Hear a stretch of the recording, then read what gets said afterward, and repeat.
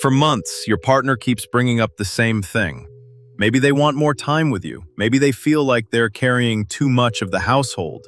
Maybe every difficult conversation ends with you shutting down. At first, they ask. Then they remind you. Then they complain. Eventually, the two of you start fighting about how often they complain. And then, one day, they stop. No reminder, no argument, no "can we talk?" No ruined evening. The house feels calmer. Maybe your first thought is, finally, we're doing better. And maybe you are. But there are two very different reasons a relationship can become peaceful. One is that something was repaired. The other is that someone stopped believing repair was possible. From the outside, those two relationships can look almost identical. Less conflict, fewer difficult conversations, more independence. But underneath, something very different may have happened. The problem didn't become less important. The expectation that the relationship would respond to it became smaller. And that matters because conflict isn't always the opposite of closeness. Sometimes conflict is what closeness looks like when someone still believes the relationship can change. That doesn't make every complaint healthy. A complaint can be unfair. It can come out as criticism or pressure. But underneath some complaints is another message. I'm still trying to get through to you. I still think what happens between us matters enough to keep bringing this up. This is one reason repeated conflict can get so confusing. Imagine someone keeps saying, "I need more help." At first, they explain why. Then they remind you. Then they get frustrated. Eventually, the argument isn't only about the task anymore. It becomes, "Why do I have to keep asking? Why does this only matter when I'm already upset?" The other person may experience those conversations very differently. They may feel constantly criticized, like nothing they do counts. So they defend themselves. They explain what they meant. They say the complaint is exaggerated. And sometimes they're right. So one person pushes harder because they don't feel heard. The other pulls away because they feel attacked. Then that withdrawal feels like even less of a response. So the first person pushes harder again. Eventually, something changes. Not necessarily in the behavior they're arguing about. Something changes in the person who's been asking. Through repetition, they start learning that asking leads to disappointment. Vulnerability creates hope, and hope makes the next disappointment hurt more. So they start reducing the exposure. They stop asking you to plan something together. They make their own plans. They stop bringing every hurt to you. They call a friend instead. They start arranging their emotional life so that your response matters less. And from one perspective, this can look like maturity.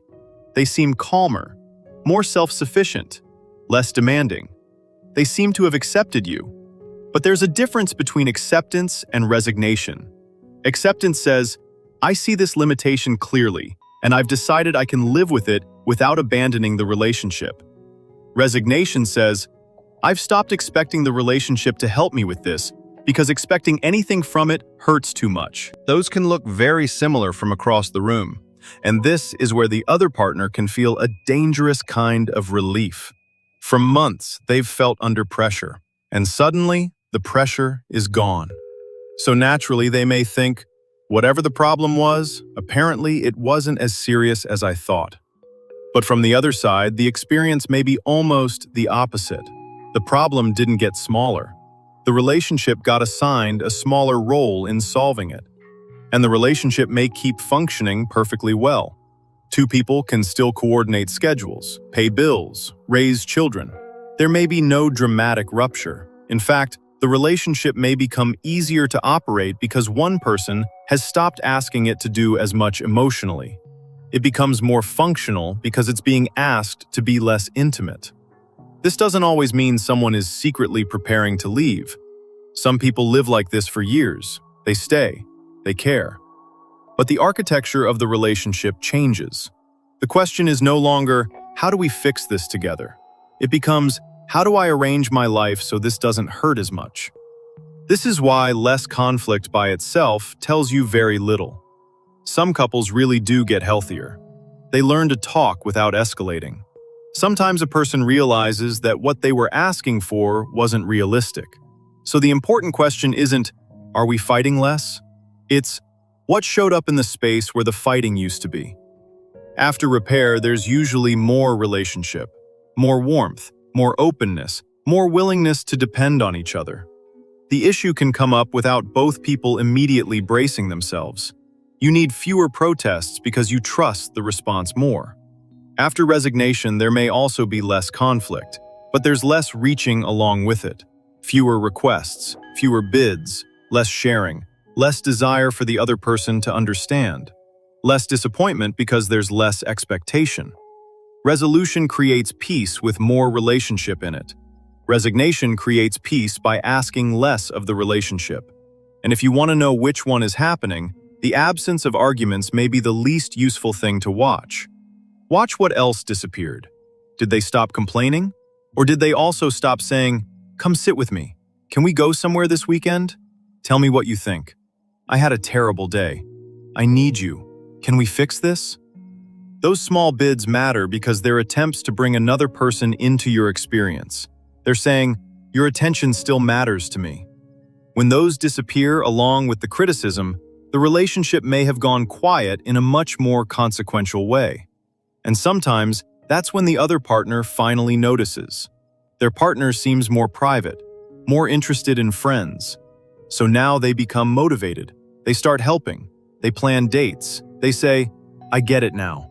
I'll change." And this can lead to real repair. But sometimes the original problem isn't the whole problem anymore. Suppose for years the complaint was, "You never helped me carry this." Now you help. That matters.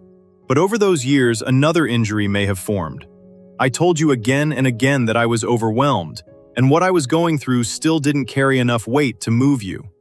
Those are two different injuries. The first is behavioral. Will you do the thing? The second is relational. Can I trust that what matters to me matters here before I reach a breaking point? So late repair may have two jobs: change the behavior, and repair what repeated non-response taught the other person about depending on you. That second part can be harder. Once someone has spent years learning, "Don't need this, do it yourself, don't expect them to understand," one good week doesn't automatically make dependence feel reasonable again. And being responsive doesn't mean agreeing with every complaint. A healthy relationship can't require one person to accept every accusation. But there's a difference between saying no and making someone's experience irrelevant. You can say, "I hear why this matters to you, but I don't agree with the solution." You can negotiate. You can explain your limits. That's still a response. What creates resignation is often not simply hearing the word no. It's bringing the same reality into the relationship again and again and finding that nothing meaningful happens when you do. Eventually, the person stops bringing it up. This is also why winning the argument over the complaint can be the wrong goal. Couples can get very good at arguing over the details. "You said I never help, but I helped Tuesday." Technically, one person may win every point and still miss what the other person is trying to communicate. Maybe "you never help" isn't factually accurate, but underneath it may be, "I feel alone carrying this responsibility." If the relationship only debates the wording and never gets to the experience underneath it, the argument can go on forever. And eventually, someone may stop arguing not because the experience disappeared, but because they no longer expect words to get it across. This is where both people can completely misunderstand each other. The person who pulled away may think, "I tried for years, nothing changed." The other person may think, "I had no idea it was still this bad. You stopped saying anything." Both may be telling the truth from where they stand, and silence can reward both people in the short term. The person who stopped asking experiences less rejection.